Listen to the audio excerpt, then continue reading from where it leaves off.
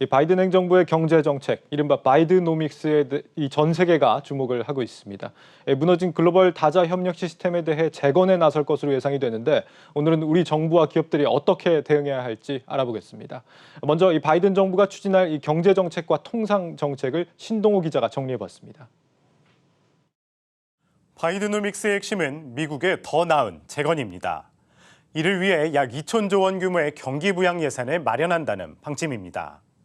이 돈은 코로나19로 일자리를 잃은 취약계층에게 현금은 물론 각종 복지 서비스를 제공하고 정부 주도 일자리 사업을 추진하는 데 쓰일 전망입니다. 바이든 행정부의 일자리 정책은 특히 미국산 제품과 서비스 구매를 확대하는 바이 아메리칸에 초점을 맞출 것으로 보입니다. 미국 내 자국 노동자들이 생산한 제품과 서비스를 우대하겠다는 건데 사실상 미국에서 비즈니스를 하려면 미국에 투자하라고 노골적으로 요구한 셈입니다. 바이드노믹스의 또 다른 축은 정부 주도의 대규모 기반시설 투자입니다. 바이든 임기 중 약 2,200조 원을 투입해 낙후한 도로와 철도, 전력망, 통신망 등의 인프라를 교체할 예정입니다. 인프라 투자를 통한 성장 동력을 확보해 5G와 인공지능 등 미래 먹거리 발굴을 위한 기반을 다지겠다는 것입니다. 마지막으로 바이든 정부가 가장 공들이는 것 중 하나는 친환경 산업입니다. 바이든은 취임 직후 파리 기후변화 협약에 재가입하는 행정명령에 서명하는 등 친환경 정책 노선을 분명히 하고 있습니다. 특히 친환경 미래차 산업에 대한 집중 투자가 예상되고 있어 전기차 배터리와 신재생에너지 기업들에게는 호재가 될 것이라는 분석이 나옵니다. 대외 관계에서는 미국의 글로벌 리더십 재정립에 초점을 맞춘다는 전략입니다. 바이든 정부는 트럼프 행정부가 취했던 보호무역주의와 양자 협상 전략에서 벗어나 우방국과의 결속력을 강화하고 다자 협력 체제로 전환할 것으로 예상 중입니다. 또 트럼프 전 대통령이 경시한 유엔과 세계보건기구, 세계무역기구 등에 재가입하겠다고 밝혀 국제기구와의 관계 회복에도 나설 것으로 보입니다.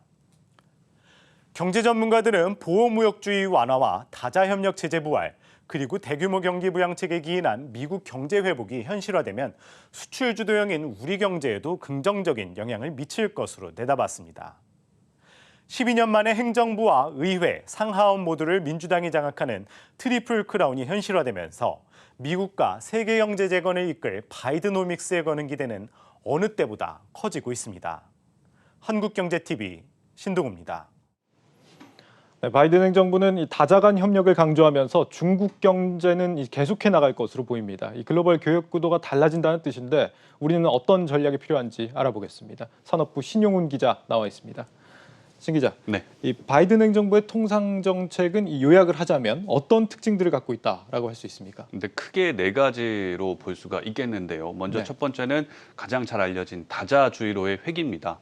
그리고 두 번째로는 무역협정에서 노동과 환경 기준을 강화하는 쪽이 되겠고요. 네. 그리고 세 번째는 미국 중심주의, 그리고 마지막으로 중국 경제, 이렇게 요약을 할 수가 있겠습니다. 네, 미국을 우선하면서 동맹과 또 함께 가고 그러면서 중국을 견제한다. 여기까지는 알겠는데 네. 이 노동과 환경 기준을 강화한다. 이거는 어떤 의미입니까?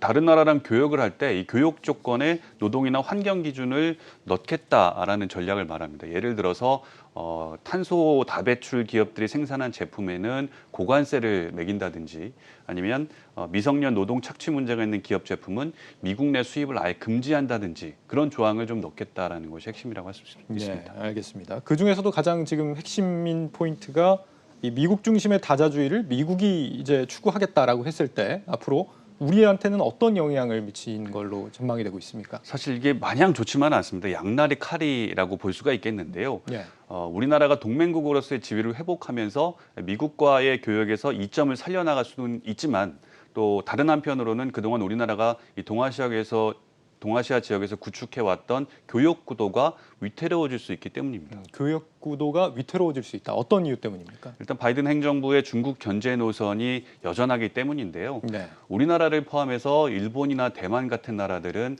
중국에 중간재를 수출합니다. 이 수출된 중간재를 중국이 가공을 해서 완제품 형태로 미국이나 EU 같은 글로벌 국가들한테 판매를 하는 그런 구조죠. 그런데 이 미국이 중국을 견제하게 되면 중국의 수출이 막히게 되고 우리의 중간재 수출도 그만큼 줄어들 수 있게 되는 겁니다. 특히 바이든 행정부가 5G라든지 AI 같은 이 신기술 분야에서 글로벌 주도권을 잡겠다라고 나서고 있는 그런 상황이기 때문에 이 G2 갈등이 심해질수록 대중국 IT 수출 비중이 큰 우리나라로서는 적지 않은 타격이 예상이 되고 있습니다. 예, 뭐 예나 지금이나 미중 갈등이 문제다 이런 거군요. 우리 정부의 입장에서는 뭐 이 시점에서 어떤 것들로 좀 대응을 하는 게 좋을까요? 일단 가장 중요한 것은 다자무역주의의 접점을 좀 넓혀가는 것, 참여를 좀 확대해가는 것이 중요하다라는 지적들이 많이 나오고 있는데요. 예.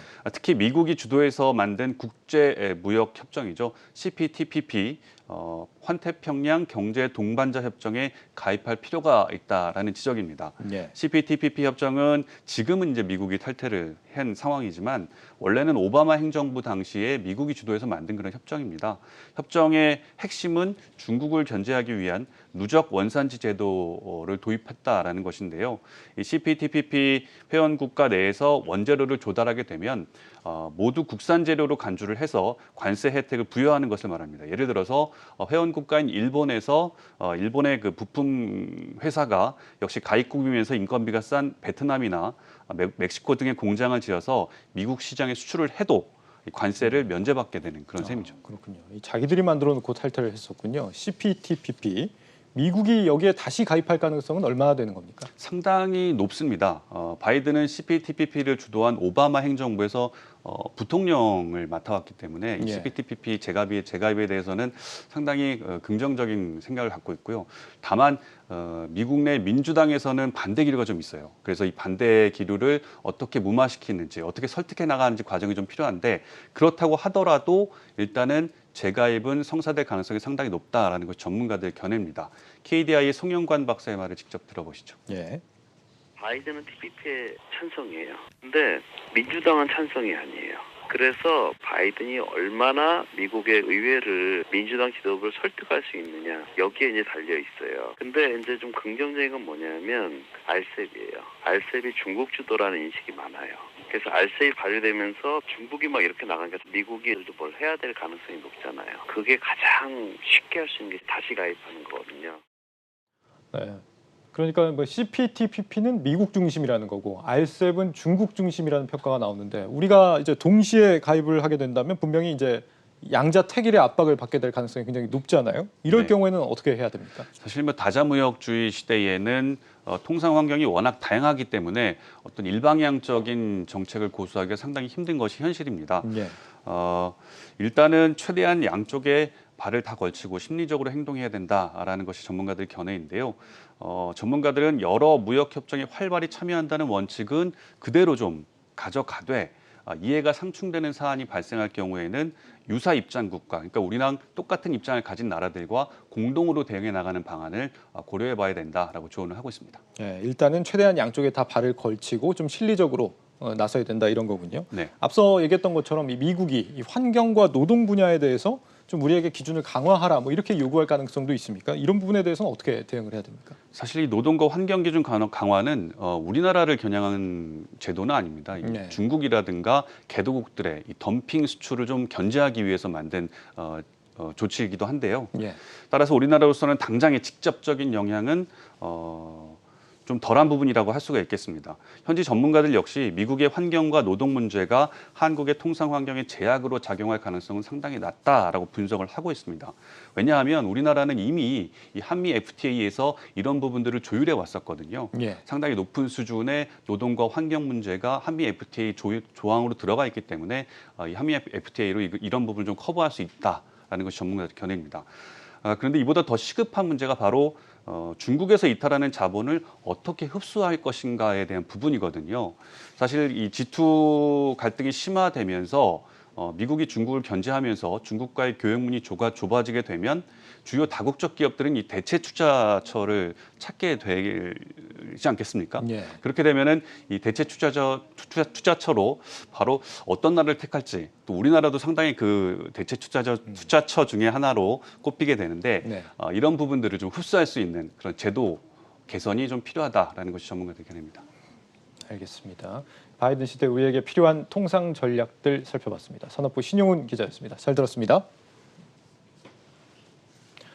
네, 정책적인 대응을 짚어봤고 이번에는 기업 얘기입니다. 이 달라진 교육 환경에서 우리 수출 기업들은 벌써부터 부담이 큰 상황입니다.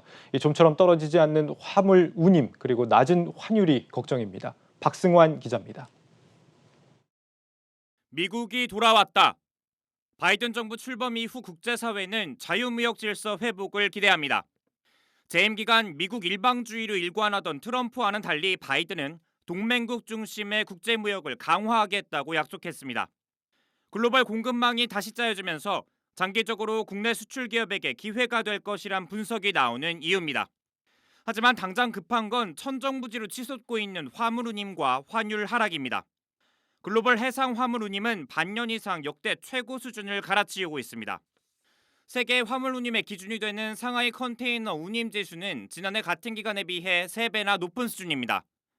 화물 수요는 많은 반면 선박 공급이 좀처럼 이를 따라잡지 못하고 있기 때문입니다.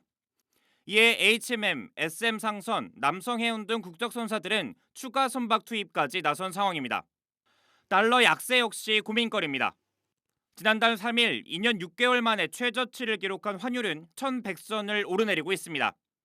환율 하락은 수출 기업에게 부담으로 작용하는데 실제로 환율이 10원 떨어지면 완성차 5개사의 연매출이 4천억 원 감소한다는 조사도 나왔습니다. 바이든 행정부가 대규모 경기 부양책을 내놓을 것을 예고한 만큼 달러 약세의 추세는 한동안 이어질 것이란 분석이 우세합니다. 사실은 전체적으로는 좀 더 떨어질 걸로 보여지고 있어요. 환 리스크를 관리하는 상품을 좀 가입하거나 그런 전문적인 지식을 좀 쌓아서 그에 대비하는 부분이 필요하고요. 또 하나는 계약을 맺을 때 단순히 오늘 환율에 너무 민감하게 반응하기보다는 평균 환율 개념으로 좀 가서 글로벌 교역 구조 변화에 발맞춘 장기적인 전략 마련과 함께 화물 운임 상승이나 환율 하락 등의 변수들도 함께 고려해야 한다는 의미입니다. 한국경제TV 박승환입니다.